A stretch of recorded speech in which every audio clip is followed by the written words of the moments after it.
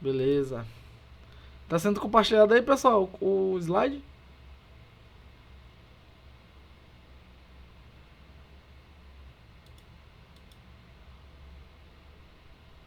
Tudo certo aí? O slide tá sendo compartilhado?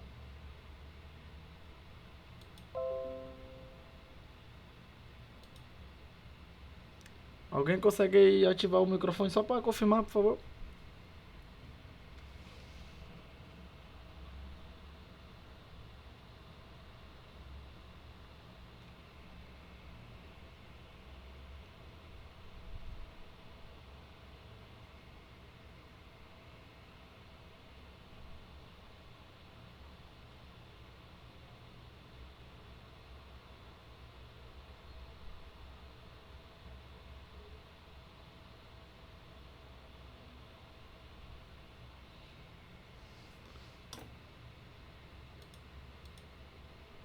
Ah, beleza. Então vamos lá. Certo, pessoal? Boa noite. Vamos iniciar aqui a nossa 11ª aula. Revisando um pouco sobre a aula passada, que a gente havia trabalhado aquelas questões, né? Vamos dar continuidade para terminarmos, né? Relacionado com Pascal e Arquimedes. Tudo bem? Então, recapitulando nossas aulas, né? Está sendo como base sempre esse livro de Fundamento de Física do Halides do Resnick, certo? Que é justamente Fundamento de Física 2, nona edição da editora LTC. Então vamos lá, a equação de continuidade. Mas antes da gente entrar, né, sobre a equação da continuidade, vamos revisar novamente aquelas questões. Uma que a gente trabalhou no final da aula passada e mais duas para finalizar o assunto, tá? Então vamos lá novamente com essa questão, que ela é assim: um bloco de madeira flutua em água doce com 2/3 do volume V, né, submerso em óleo com 0,9 V submerso. Então ele pergunta aí, na letra A, determine a massa específica da madeira e na letra B, do óleo. Certo, pessoal? Então, se ele comentou que a madeira ela flutua, né, com 2/3 do volume V, a do óleo flutua com 0,9 V submerso, né? Então é justamente como a gente tem nesse princípio bem aqui, ó. VI, né? É igual ao quê? 2V sobre 3, que é o bloco de madeira flutua na água 2/3 do volume V submerso. Certo? Então, mais para a gente fazer essa similaridade com o do óleo, é importante a gente lembrar daquela fórmula da densidade, né? Densidade fala que o quê? Densidade é massa sobre volume, correto? Vocês lembram dessa fórmula?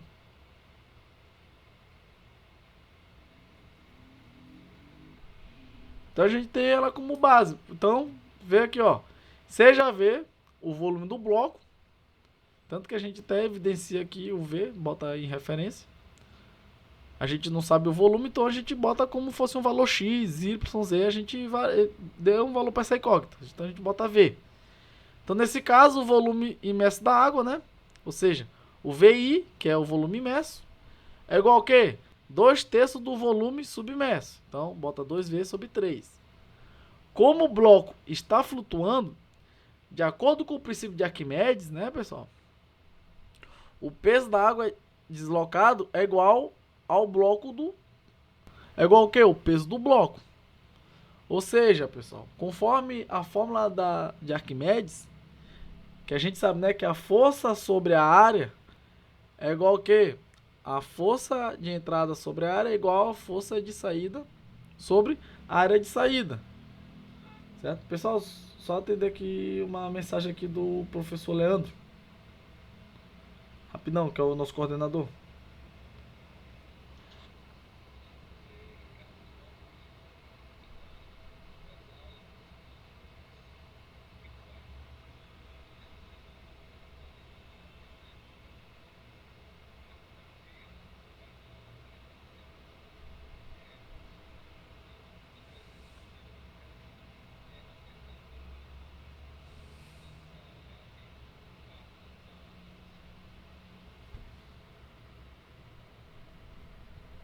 Olha, pessoal, uma notícia boa. Quarta-feira nós vamos ministrar aula EAD, não, presencial, que o professor Leandro acabou de me informar aqui, o nosso coordenador. Ele falou que, a princípio, segunda-feira nós vamos fazer aula à distância, como nós estamos fazendo hoje, e na quarta-feira vai ser presencial. Beleza? Alguém? Ok, pessoal? Confirme aí, tá ok? Vocês...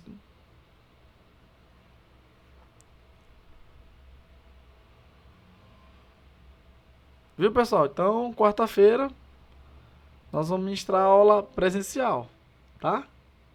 Mais tarde a gente vai fazer um informe lá no grupo. Tudo bem? Então vamos lá, pessoal. Dando aqui continuidade, temos aqui, né?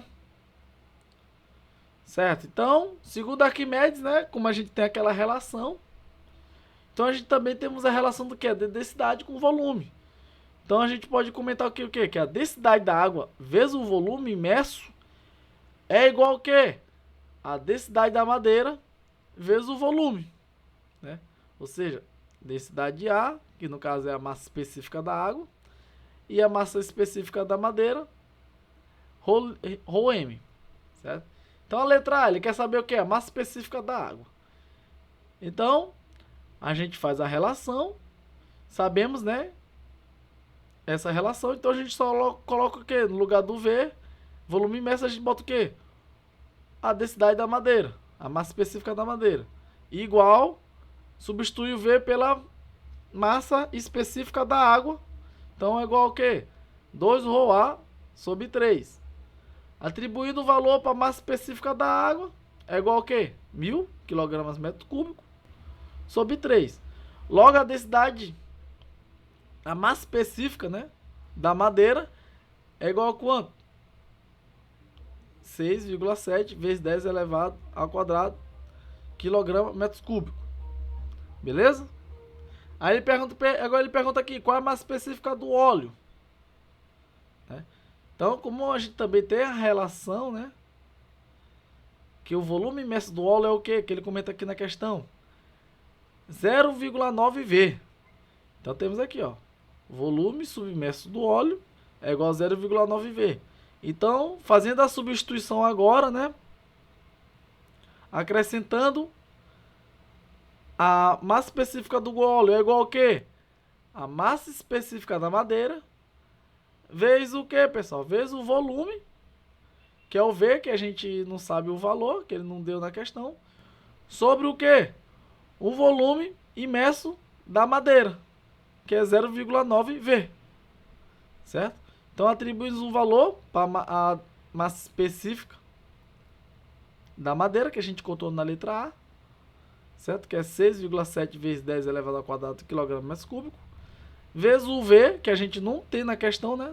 Não foi decretado o valor V, sobre 0,9 V, que é justamente que é o volume submerso sobre o óleo. Então a gente corta V com V, como são valores iguais, a gente pode cortar. Então esse valor dividido por 0,9 equivale justamente que 7,4 vezes 10 ao quadrado kg/m³. Beleza? Então lembra, pessoal, Arquimedes também comenta, né, que a densidade, que é a massa específica vezes o volume é igual ao que? A massa específica que a gente está fazendo comparação vezes o volume. Certo? Isso aqui também, pessoal, lembrando, em um sistema fechado. Certo? Como no caso dessa questão. Tá? Como a gente até comentou na aula passada, a gente só está revisando essa questão aqui. Vocês anotaram essa questão, pessoal? A resolução dela? Vocês anotaram? Ficou alguma dúvida? Esse é o momento. Pode ativar aí o microfone e falar ou mandar por mensagem, caso esteja com dificuldade no áudio. Vocês entenderam? Querem que explique de novo? Fiquem à vontade, por favor. Vocês não podem ficar com dúvida.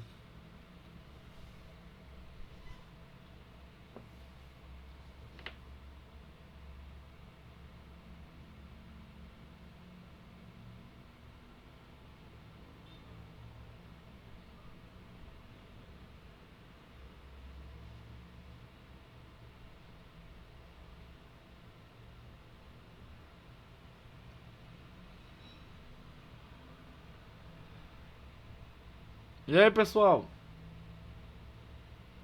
Tudo bem? A gente pode dar continuidade? Só confirme aí por mensagem.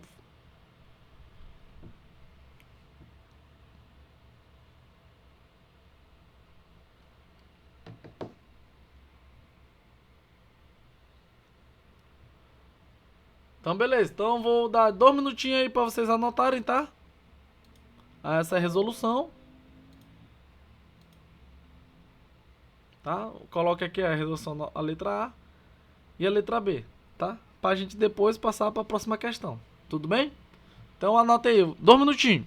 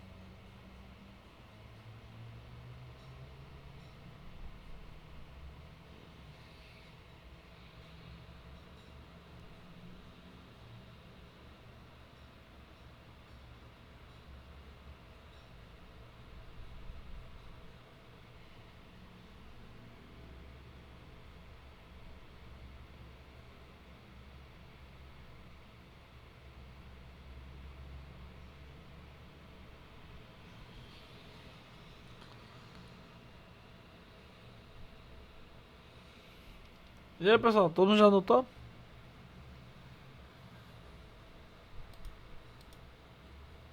Beleza, vamos lá. Certo, galera? Então vamos lá. Nossa próxima questão. Olha, ó. O jacarés costumava esperar pela presa flutuando com apenas o alto da cabeça exposta, né? Só a cabecinha pra fora, como vocês podem observar aqui a imagem aqui, ó. Só o olharzinho, só o olhar de leve. Justamente para não serem vistos. Como a gente já observou até em programas, né? Em fotos. Que o jacaré fica só matutando só com o olharzinho. Então, um meio que se dispõe, né? Pra afundar. Mais ou menos é controlar o quê? O tamanho dos pulmões. Justamente para ele equilibrar. Só para ficar com os olhos expostos. O outro, né, pessoal? O outro é engolir as pedras, gastrolitos, né? Que passam a residir no estômago. Então, essa figura abaixo aí, ó, mostra um modelo muito simplificado de um jacaré com a massa de 130 quilos que flutua com a cabeça parcialmente exposta, né? Como a gente pode observar, só o olhinho para fora. Então, o alto da cabeça tem uma área de, essa parte aqui, ó, de 0,2 metros quadrados, a área da cabeça. Então vamos lá. Se o jacaré engolir pedras com a massa total equivalente a 0,1% da massa do corpo, ou seja, 1% de 130 quilos, né? Quanto ele afundará? Então, quanto se ele engolir, né, de pedras, 1% do 130 quilos. Quanto ele vai afundar em relação ao nível que ele está normalmente. Né? Então, pessoal, vamos fazer a resolução dessa questão. Certo? Então, bem tranquila também, como vocês já viram, de acordo com o princípio de Arquimedes, se um jacaré está flutuando, temos o que? A força de empuxo igual ao peso do jacaré. Que é justamente essa relação aqui, né, pessoal? Força de empuxo é igual a força de gravidade. Justamente quando estamos o quê? Em flutuação. Vocês lembram que a gente havia comentado essa fórmula? Em flutuação, quando está o quê? Boiando, e o corpo está estático, né? Não está nem subindo, nem descendo, ele está estático. Aí então a gente tem a conclusão que a força de empuxo está igual ao quê? A força da gravidade. Né? E sabemos, né, pessoal, que a força da gravidade é justamente o quê? É a massa da água vezes a gravidade. Onde a gente sabe que também, pessoal, que a massa equivale o quê? A massa específica da água vezes a ar vezes a altura. Tudo bem? Isso aqui equivale o quê? A massa da água. A massa da água também tem essa formulação, que é igual ao que? A massa específica vezes a área vezes a altura. Tudo bem? Temos essa relação.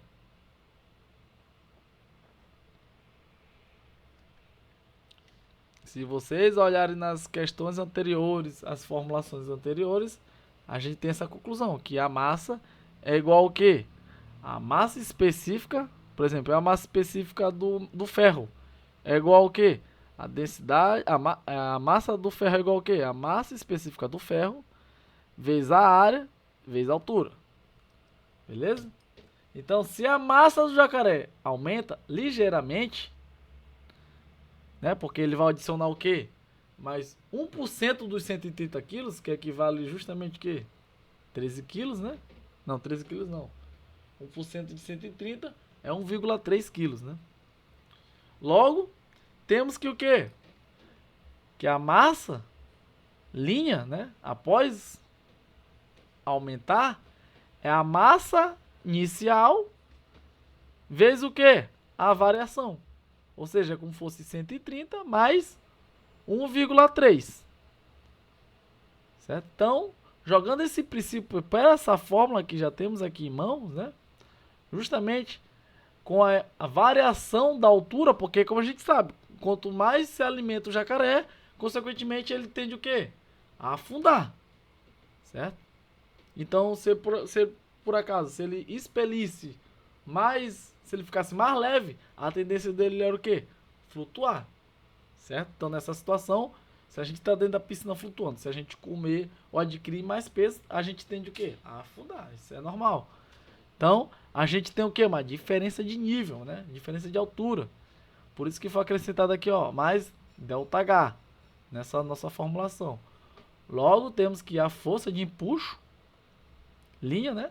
Que é após o jacaré ingerir aquele 1% do seu peso. Então, temos que a densidade da água vezes a área vezes o quê? A altura inicial mais a variação da altura vezes a gravidade, né? E ele comentou, né, pessoal, que a variação da força de empuxo, que é a força de empuxo com a massa após engolir, menos a força de empuxo que estava anteriormente, que ele estava em equilíbrio de flutuação, equivale o quê? 0,010 miligramas, certo?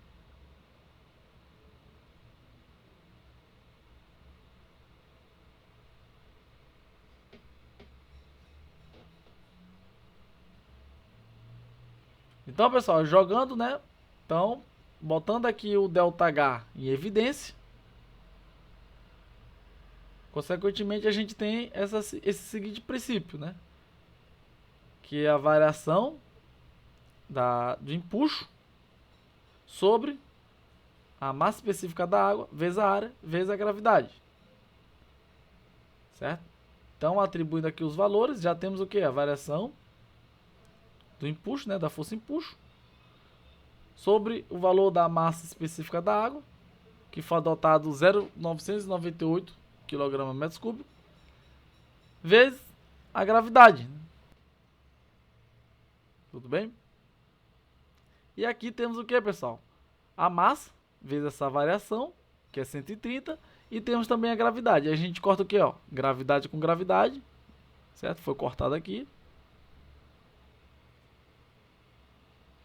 Tudo bem? Logo, fazendo a multiplicação desses dois termos abaixo e a multiplicação desses dois termos acima e fazendo a divisão desses valores, equivale a 6,5 vezes 10 elevado a menos 3 metros, que convertendo para milímetros, ou seja, equivale a 6,5 milímetros, né? Ou seja, o jacaré comendo 1% da sua massa, né, que é justamente 1,3 kg, ele ocorre uma variação de 6,5 milímetros de profundidade, né? Ou seja, ele chega a afundar 6,5 milímetros. Tudo bem?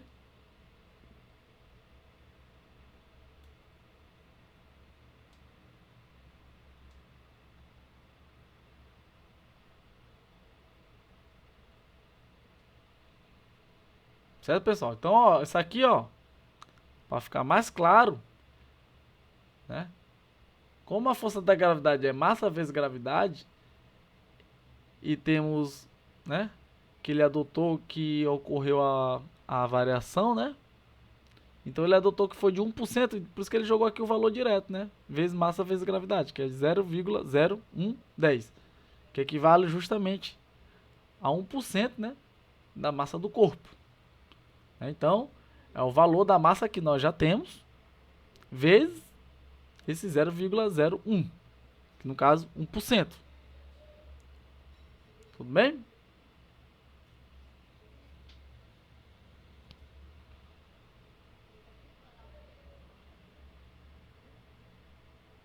Pessoal, ficou alguma dúvida dessa questão?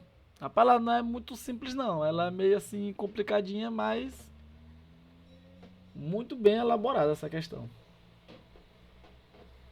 Mas a pessoa tem que estar bem atenta para resolver essa questão, cara. Isso aí eu digo para vocês. Bem atenta mesmo.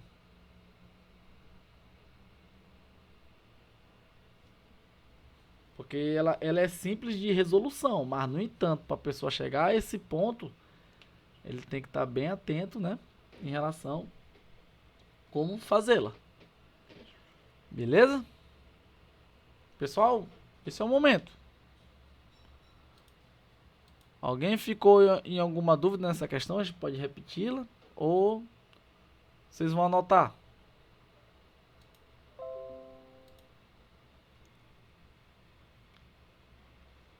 Falem aí, pessoal.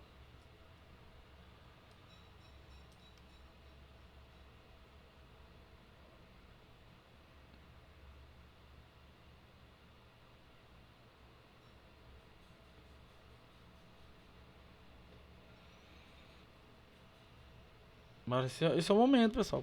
Comentem aí. É importante a participação de vocês.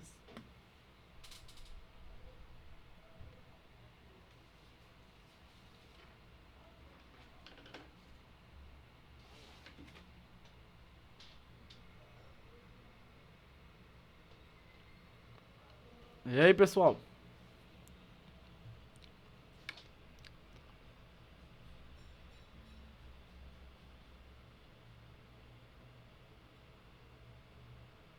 Beleza.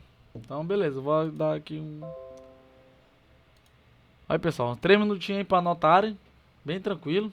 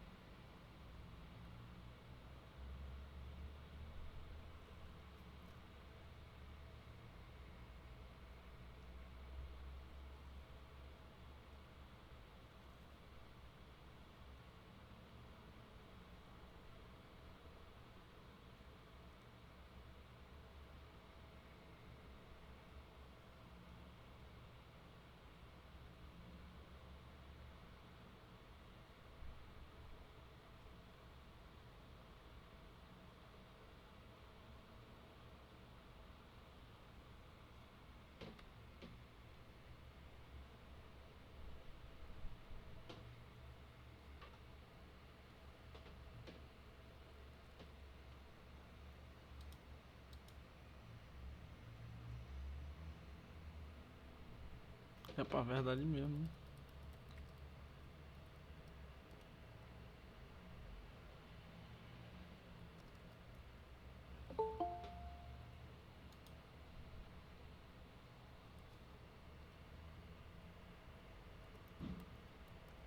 Boa noite, Leste. Beleza?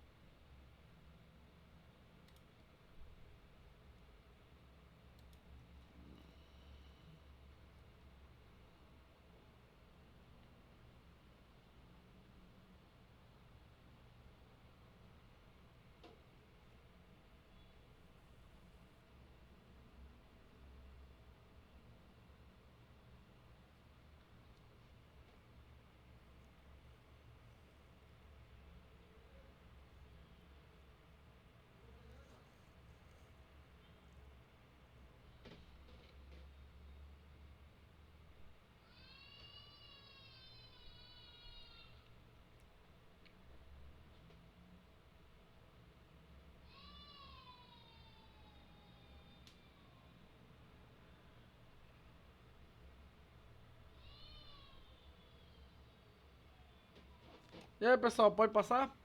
Todo mundo já anotou?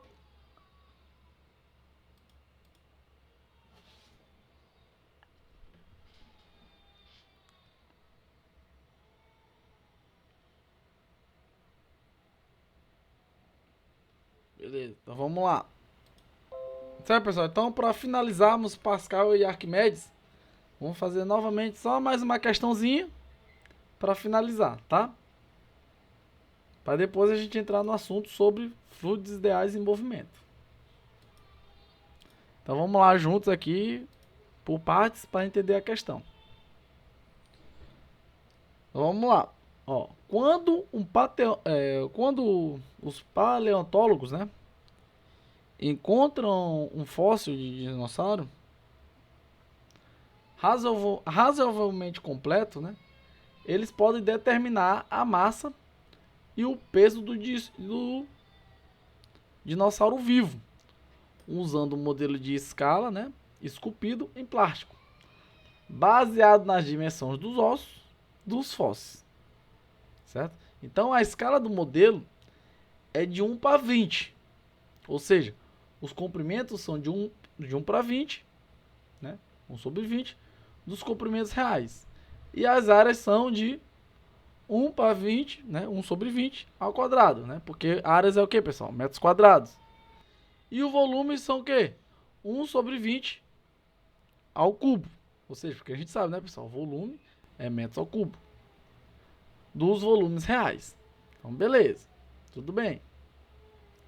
Então, primeiro o modelo é pendurado em um dos braços de uma balança. Aqui, ó, um modelo 1 para 20 do dinossauro. Tudo bem? É pendurado um dos braços da balança e são colocados pesos no outro braço, até que equilíbrio seja estabelecido. Né, pessoal? Só para a gente ter uma proporção, ter uma noção em relação qual o peso desse dinossauro. Colocando ele numa escala menor, de 1 para 20, em comparação aos pesos normais. Beleza. Então, em seguida, o modelo é totalmente imerso em água e são removidos do outro braço, né, até que o equilíbrio seja restabelecido. Tudo bem, pessoal?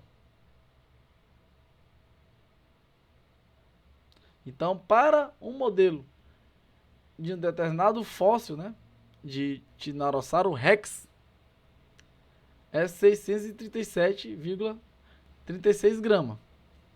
Tiveram que ser removidos para restabelecer o equilíbrio.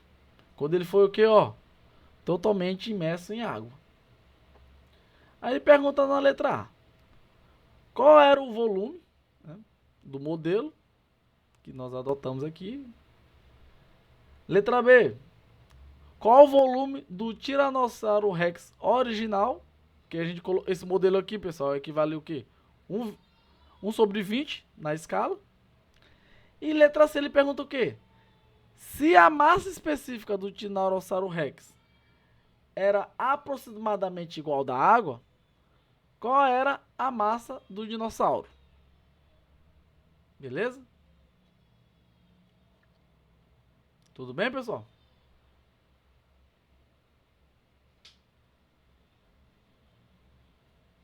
Então vamos para a resolução, tá?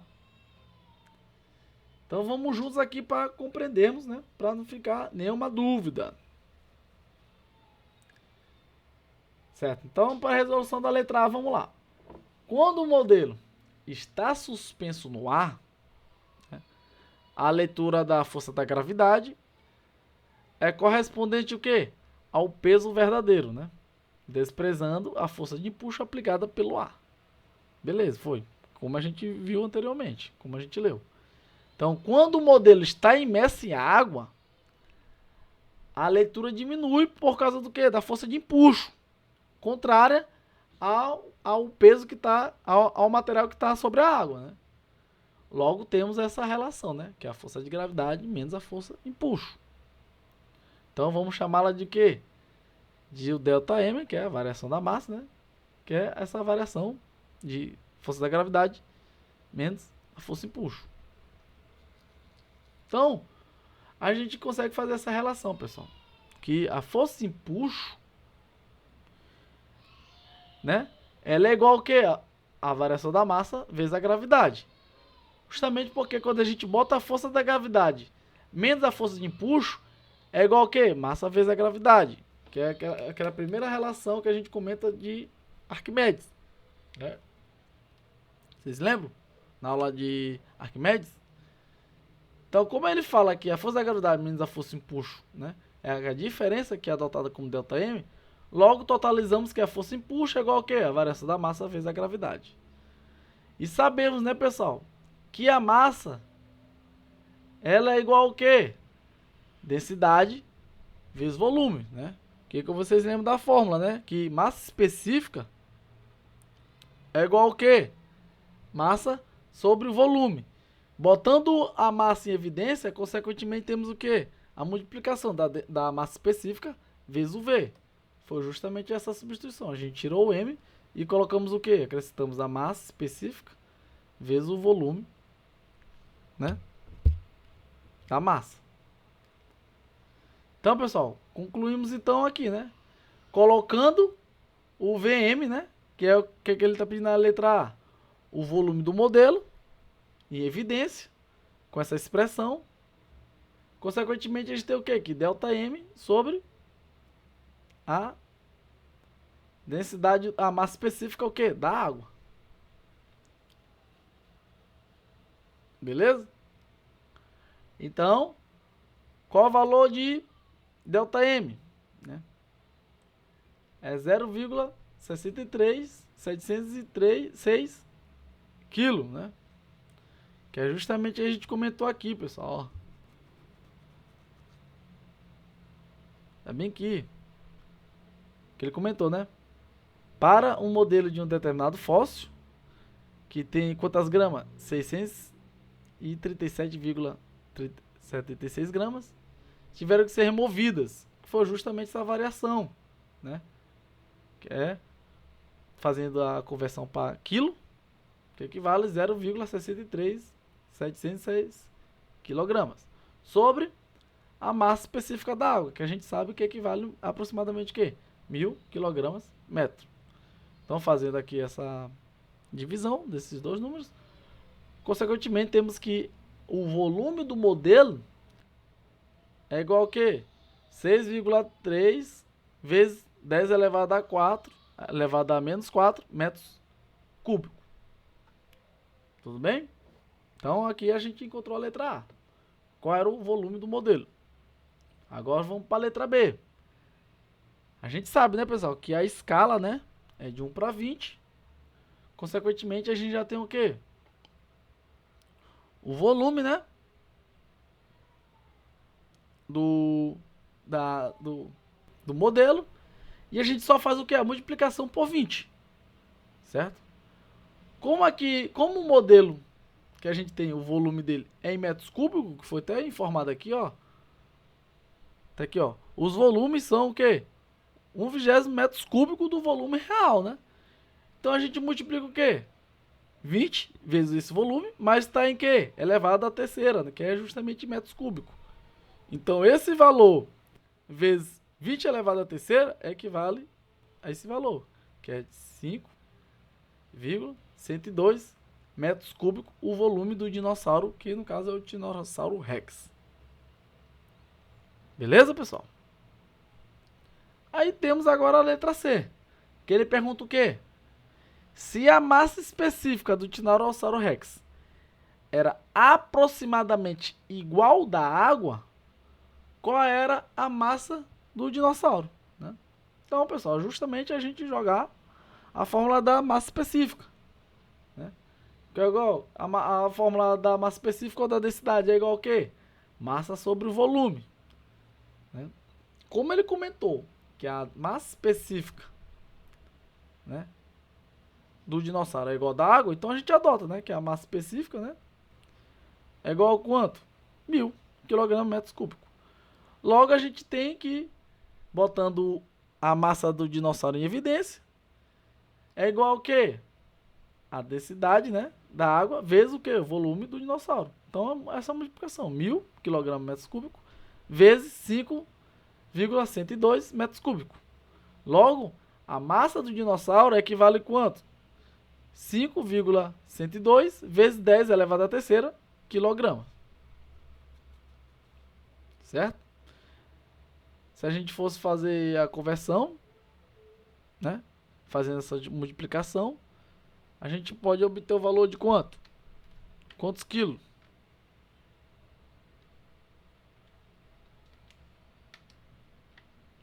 5.000, né, pessoal? Ou seja, é mais aproximadamente, né? 5.102 quilos, que era o, a massa do dinossauro Rex. Né? Então, meu amigo era um super animal, né? 5 toneladas o bichão. Né? Pessoal, agora aí ficou alguma dúvida em relação a essa questão, pessoal? Ela até é mais tranquila que a questão anterior. Não tem mistério, essa questão é bem tranquila, né? Para finalizarmos, né? Sobre fluidos, mecânica dos fluidos, foi muito importante essa questão para fechar com chave de ouro. Justamente algumas fórmulas que a gente aprendeu, né? Conforme a aula 8 e a aula 9. Aí vou perguntar agora aqui para vocês, se vocês confirmarem. Certo? Então, ó, o Everson deu ok. Então eu vou aqui, ó, colocar para vocês anotarem a resolução, tá? Vou dar aqui 5 minutinhos, tá? Para depois a gente dar continuidade na aula. Beleza? Então anota aqui, pessoal. A letra A, a letra B e a letra C, tá? Para não ficar nenhuma dúvida quando vocês forem estudar essas questões novamente.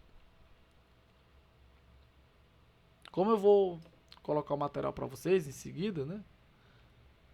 Vou colocar no sistema, vou colocar no grupo. Vocês anotam depois com calma, né?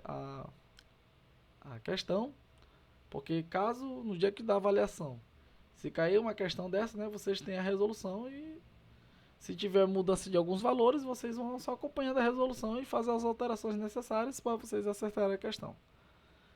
Beleza? Não se preocupe não, pessoal. No dia da prova, 90% da prova foi o que a gente trabalhou aqui em sala de aula. Se não for 100%. Tá? Então, não se preocupe com isso não. O importante é que vocês assimilem um assunto, aprendam um assunto e tenham um entendimento nas questões que a gente está trabalhando e nas fórmulas que a gente está apresentando. Certo?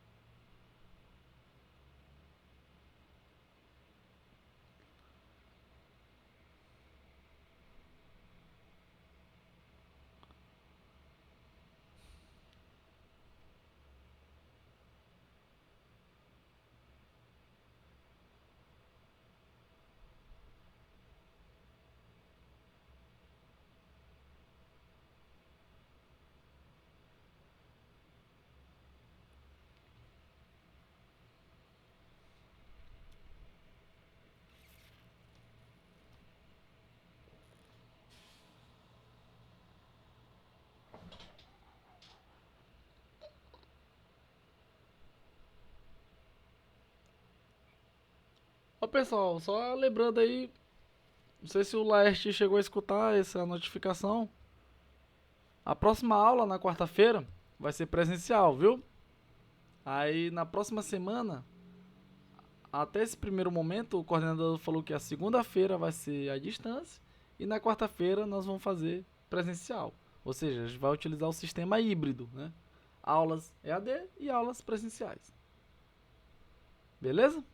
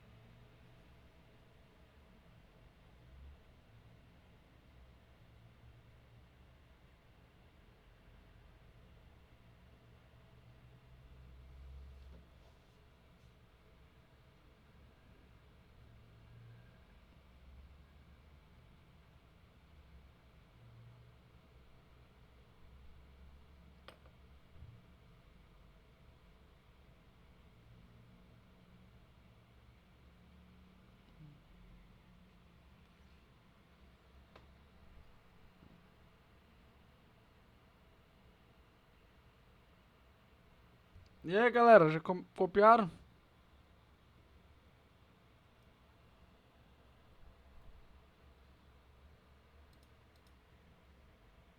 Beleza, vamos lá.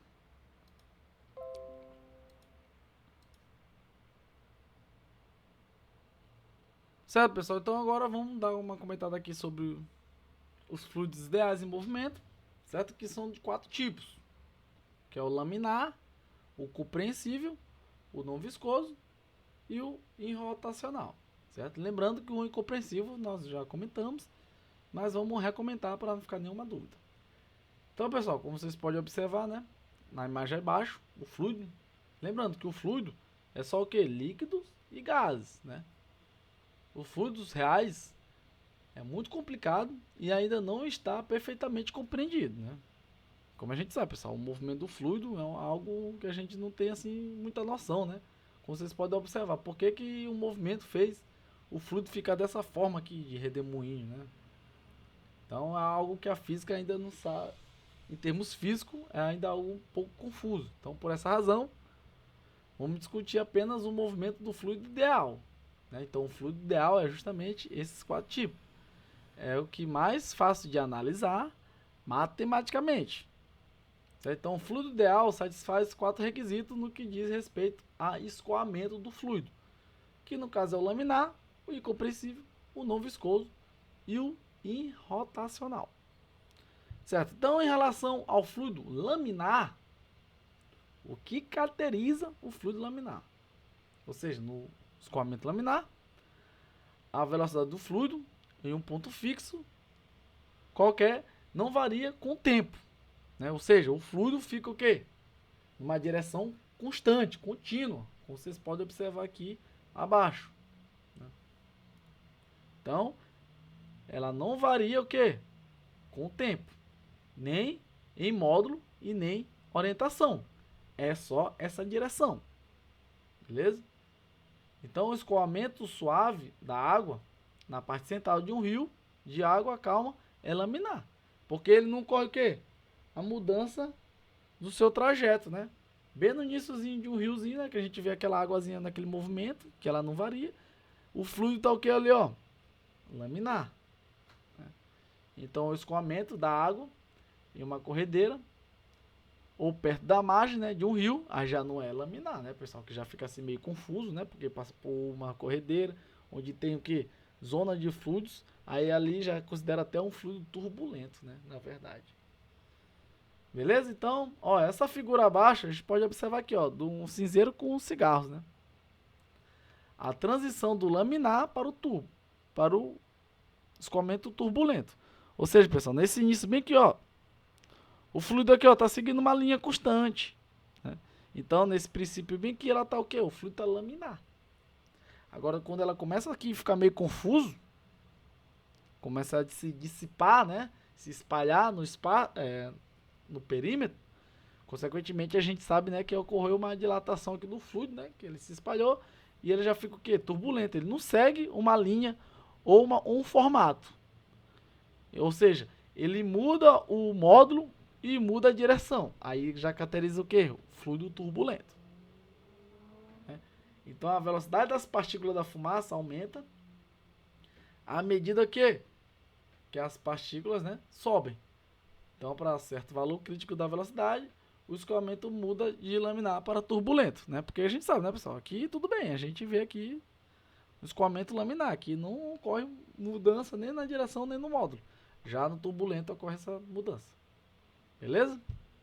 E agora vamos falar sobre o escoamento incompreensível, né? Lembrando, né, pessoal, Pascal, que a gente já havia comentado, né? O que caracteriza e o que é esse escoamento incompreensível, né? Então, supomos, né, no caso de um fluido em repouso, que é o fluido em que? Incompreensível, ou seja, que a massa específica, como a gente pode observar desse fluido aqui, relacionada a Pascal, que a gente comenta, né? Que a força sobre a área de entrada é igual a quê? A força de saída sobre a área de saída, né? Mas isso só acontece quando temos aqui os fluidos, né? Um fluido de característica incompreensível. O que caracteriza incompreensível? Quando a massa específica tem o mesmo valor em cada ponto do recipiente, né? Ou seja, não ocorre variação da massa do fluido, né? Em qualquer instante de tempo, ou seja, em qualquer tempo, em qualquer variação, a massa, né, específica do fluido ela não varia. E isso então caracteriza o que? O escoamento incompreensível. Beleza? Agora em relação ao escoamento não viscoso, né? Ou seja, o que caracteriza isso? Ou seja, em termos coloquiais, a viscosidade de um líquido é uma medida na resistência que o fluido oferece ao escoamento. Não, como assim resistência? É só vocês lembrarem do atrito. Não viscoso é porque tá o quê? Tá atrito no seu escoamento. Então, um exemplo que a gente pode comentar, ó, o mel, por exemplo, resiste mais ao escoamento que a água, né? Ou seja, quando a gente joga água em um prato, em um copo, ela tende o quê? A ter uma direção X de fluidez, né? Agora, se a gente colocar o mel, ele também é o quê? Ele é fluido. No entanto, devido ao seu formato, à sua viscosidade, né? Ao seu material ser um pouco mais grudento, né? Ele tem o quê? Uma viscosidade de velocidade diferente. Ou seja, ele está tendo ali o quê? Um atrito a mais com a superfície do material do que uma água que escoa de forma mais rápida, né? Então, portanto, ele é o quê? Mais viscoso do que a água, o mel, né? Então, logo a gente tem a conclusão o quê? Que a viscosidade do fluido é análoga ao atrito dos sólidos. Beleza? Então, ambos são mecanismos por meio dos quais a energia cinética de um objeto em movimento é convertida em energia térmica. Ou seja, devido ao atrito, consequentemente ocorre o quê? Uma variação de temperatura naquele local. Certo? Já na ausência de atrito, o bloco desliza com velocidade constante em uma superfície horizontal, né? Ou seja, mas com atrito a gente já sabe o que é, que a velocidade varia e o material quando está em atrito ele tende o quê? A entrar em repouso quando é feita uma força aplicada sobre ele, né? Ou seja, se a gente for deslizar o material de uma superfície horizontal onde o mesmo tem atrito, ela vai o quê? Ocorrer uma variação da velocidade e consequentemente o bloco tende o quê? A ficar parado, né? A ficar estático. Então, novamente a gente pode fazer uma analogia, né? Ou seja, analogamente, um objeto imerso e um fluido não viscoso não experimenta o quê? A força de arrasto da viscosidade, que se move em velocidade constante no fluido na ausência do atrito. Beleza? Então, como o cientista inglês Lord Rayleigh, né, disse uma vez, se a água do mar fosse um fluido não viscoso, as hélices dos navios não funcionariam, né?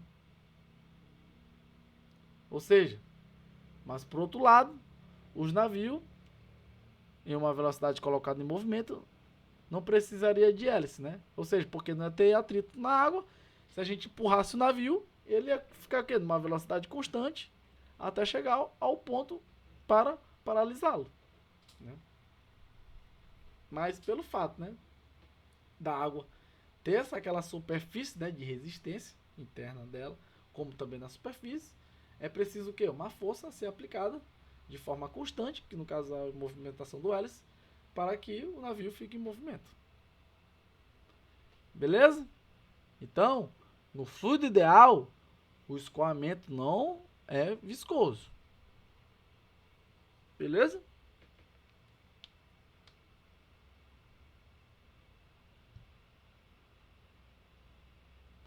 E agora sobre o escoamento irrotacional.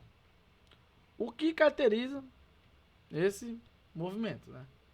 Embora a rigor isso não seja necessário, mas vamos supor, né, que o escoamento é irrotacional, né? Então, para entender o que significa essa propriedade, suponhamos que um pequeno grão de poeira se move com o fluido, né? Então, temos que o quê? Que o escoamento é irrotacional. O grão de areia não gira em torno de um eixo que passa pelo seu centro de massa, embora possa girar em torno de outro eixo qualquer, né? Então, ou seja, a gente pode concluir o quê? Que o movimento de uma roda gigante, por exemplo, é rotacional, enquanto o movimento dos passageiros é irrotacional, né? Ou seja, na roda gigante, pessoal, a gente sabe o quê? O que movimenta aqui, ó? O eixo rotacional, né? Da roda gigante. Mas das pessoas, não. A gente faz uma rotação só se a gente botar o quê? Em torno do nosso eixo longitudinal, da cabeça aos pés, né? Que atravessa o nosso corpo. E a gente fica rotacionando como? De lado. Ou seja, rotacional até ao nosso corpo. Um exemplo de rotação em cima de seu eixo é o movimento da Terra em torno do Sol. Certo? Ou seja, a Terra, o seu movimento de translação é o movimento que ela tem ao torno do Sol durante um ano. Mas o movimento rotacional é o quê? É em torno do seu eixo longitudinal, que a Terra se movimenta. Certo? Já o escoamento, ele não é considerado o quê? Rotacional. Beleza? Então, lembre-se disso, pessoal. Para um fluido ideal, temos que ter esses 4 princípios, né? Que é o laminar, incompressível, não viscoso e irrotacional. Beleza? Então, se vier uma questãozinha na prova, o que caracteriza um fluido ideal? Aí vocês podem botar, é quando o mesmo realiza o quê? O movimento laminar, incompressível, não viscoso e irrotacional. Beleza? Então vamos lá, pessoal, dando continuidade. Então, pessoal, está aqui, ó. Um exemplozinho envolvendo irrotacional, temos aqui, ó. Para obedecer o escoamento de um fluido, usamos traçadores, né? Por exemplo, da gotas de corante, como esse ponto aqui preto, introduzidas em um líquido ou em partículas de fumaça misturada, que é justamente essas linhas tracejadas em torno aqui da gota, né? Do corante. Então, passando aqui de forma laminar, depois tem aqui um desnível, né? Que é justamente passando pela sua parede, e depois dá continuidade como laminar. Certo? Então, cada gota ou partícula de um traçador torna-se o quê? Visível uma linha de fluxo, que é a trajetória seguida por um pequeno elemento do fluido. Beleza? Então, isso caracteriza também justamente essa parte de escoamento irrotacional. Tá? Agora, pessoal, muito importante também a gente fazer essa relação, que é justamente a equação da continuidade, né? Ou seja, um fluido, quando passa em um determinado espaço, onde a extremidade, a abertura tem diferente diâmetro, né? Como a gente pode observar, esse diâmetro aqui em A1 é maior que em A2, a gente tem uma diferença, né, pessoal? Ou seja, a velocidade que entra em A1, ela é menor que a velocidade que entra em A2. Por isso que temos essa relação na equação da continuidade, que a área 1 vezes o volume 1 é igual ao quê? A área 2 vezes a velocidade 2. Pessoal, desculpa, isso aqui não é volume, é velocidade, tá? Então, como é que a gente faz essa similaridade? É o exemplo que a gente utiliza aqui, ó. Quando a gente diminui a área, né, da mangueira, consequentemente a gente aumenta o quê? A velocidade do fluido, né? Então, a gente pode fazer esse exemplo bem aqui matematicamente. Ou seja, quanto menor a área, para ficar a igualdade dessa relação, a gente diminui a área, consequentemente com a diminuição da área a gente aumenta o quê? Ó, o volume, para esse valor ficar igual ao do primeiro membro. Beleza? Então é justamente essa situação.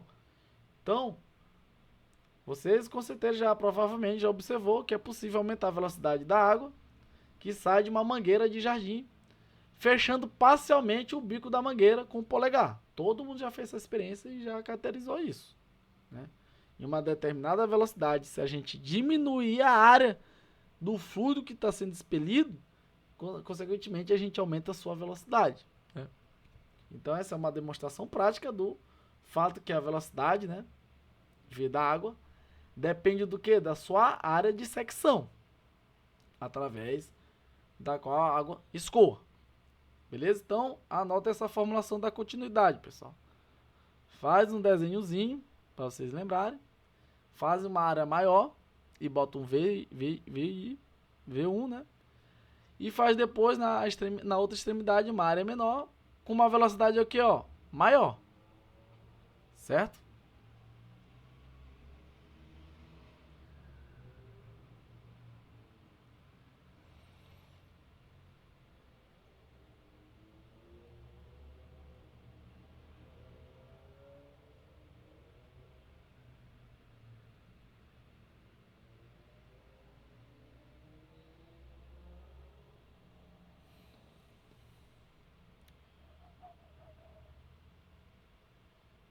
Pessoal, ficou alguma dúvida aqui em relação à continuidade?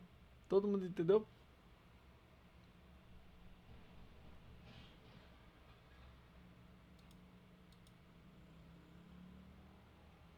Tá parecendo um buraco negro lá, a gota, né? Verdade, eu também quando eu observei, pareceu um buraco negro mesmo. Verdade, ó.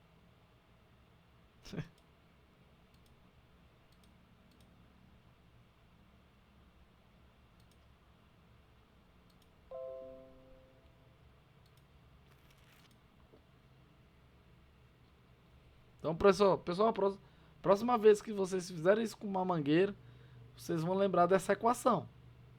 Lembre-se da equação da continuidade. Quanto menor a área, maior a velocidade do fluido de escoamento. Beleza?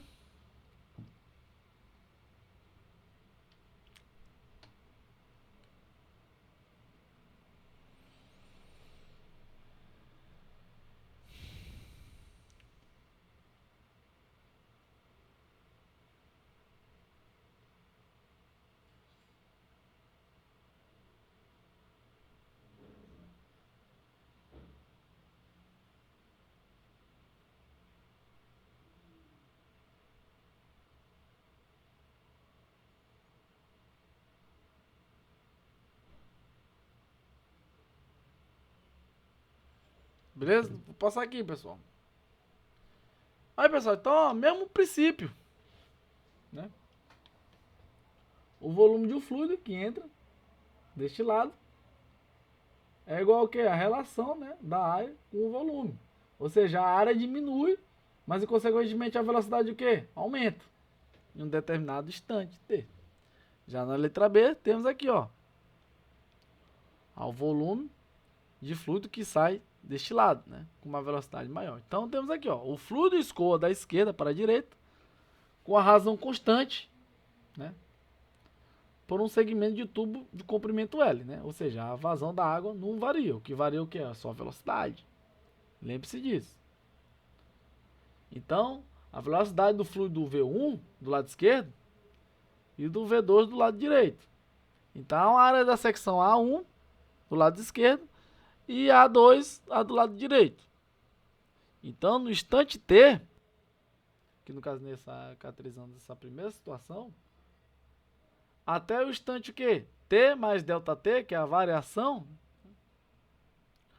a quantidade do fluido mostrado na cor violeta entra do lado esquerdo com uma quantidade igual mostrada com a cor verde que sai do lado direito. Ou seja, como ele comentou, a vazão, o volume do líquido não muda. O que muda é a velocidade de escoamento. Beleza? Então, como a gente pode comentar, né? O fluido escoa com uma velocidade de V constante em um tubo cilíndrico. Certo? Então, no instante T, o elemento do fluido está prestes a passar pela reta tracejada, né? Então, quando ele passa, consequentemente, né, temos aqui o T inicial, mais o quê? Mais a variação do T. Até chegar nesse tempo final, ele ocorreu o quê? Essa variação. Logo o instante fica o quê? T mais ΔT. Então, a gente pode concluir o quê? Que no instante T mais ΔT, o elemento está a uma distância Δx igual a quê? Velocidade vezes a variação de temperatura. Não, velocidade de tempo. Sobre a variação do tempo da área tracejada. Certo? Ou seja, pessoal, isso é justamente para a gente fazer a chegar nessas formulações muito importantes, né? Que é justamente que a equação da continuidade, todo mundo já sabe, que a área 1 vezes V1 é igual a quê? Área 2 vezes V2. Certo? Então, essa relação entre a velocidade e a área da secção reta é chamada de equação da continuidade. Certo? Então, para o escoamento com fluido ideal. E o que caracteriza mesmo o fluido ideal, pessoal? Que a gente já comentou. Quando o fluido é o que? Ele é laminar, incompreensível, não viscoso. E qual é o quarto mesmo? Vamos lá, pessoal.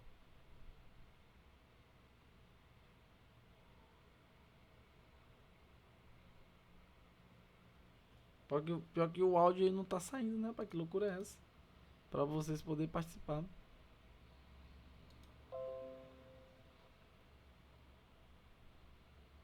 Aí, pessoal, e o outro é o que? Irrotacional, né? Isso caracteriza o que? O fluido ideal. Lembre-se disso. É laminar, incompreensível, não viscoso e irrotacional. Não tem como fazer o que? A rotação de um líquido, né? Ou de um gás em torno do seu eixo. Diferente de um corpo sólido. Do corpo sólido a gente define o que? O seu eixo longitudinal para a gente fazer o que? A rotação do mesmo.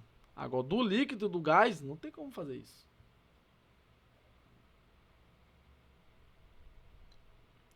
Beleza, então vamos lá. Então, como a gente já comentou, né, para não ficar mais nenhuma dúvida, a velocidade do escoamento aumenta quando a área da secção da reta pelo qual o fluido escoa é reduzida, como acontece quando fechamos parcialmente o bico de uma mangueira no jardim com o polegar, né? Então, lembre-se disso. Lembrou da mangueira com o polegar? Lembra-se da equação da continuidade. E temos a equação que envolve o que, pessoal? A vazão e a equação da continuidade, onde o RV é a vazão do fluido, é o volume que passa por uma secção reta e uma unidade de tempo, né, que é justamente isso aqui. Que é vezes o que, pessoal? Que é igual área vezes velocidade. A vazão, o cálculo da vazão é justamente isso. Então, temos aqui a unidade SI em metros cúbicos por segundo, né? Então, se a massa específica do fluido é a mesma em todos os pontos do tubo, no caso incompreensível, né? Que fala justamente isso, podemos multiplicar a equação da vazão com a equação da continuidade pela massa específica para obter o que? A vazão mássica, né? Que é justamente essa situação aqui, pessoal. Né? Que a vazão mássica é igual a que? A massa específica vezes o que? A vazão, que é o famoso RVzinho.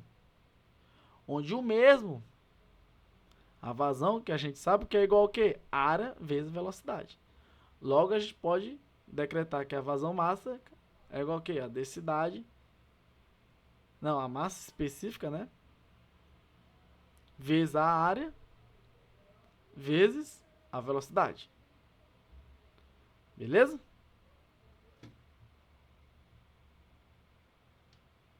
Então, pessoal, anotem aqui essas três fórmulas. Muito importante. E as suas unidades de SI aqui. Tudo bem? Assim, pessoal, ficou alguma dúvida em relação a essa explicação da equação da continuidade? É bem tranquilo. O importante é só lembrar dessas fórmulas para nós aplicarmos. Beleza?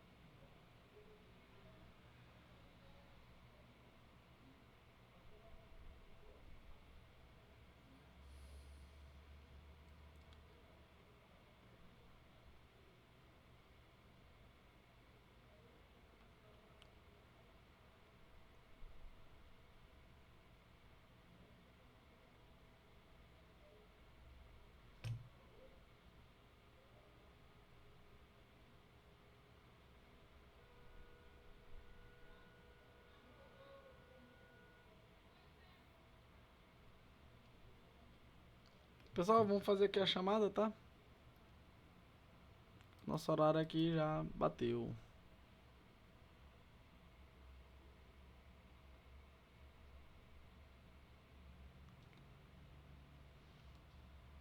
Beleza? Então, o Everson,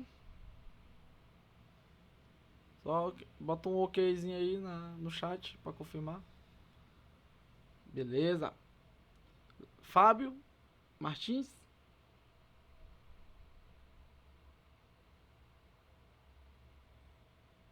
Obrigado, amigão. E Laerte Lacerda.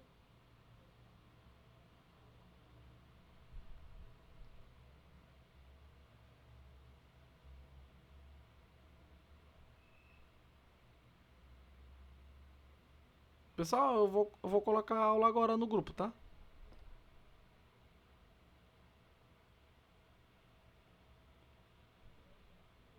Laerte, tranquilo, Laerte. Eu tô vendo aí que você tá online, mas não tá conseguindo responder no chat. Eu acho que eu não sei se é o problema pelo Google Meet ou outra situação. Mas não se preocupe não, eu dei aqui presença, tá? Então, pessoal, muitíssimo obrigado. Vai desculpando aí qualquer coisa. Não sei por que esse Google Meet hoje tá com esse problema de vocês conversarem. Tá? E a próxima aula às 19 horas presencial, beleza? Na quarta-feira. Boa noite, cuidado e abraço a todos. Valeu!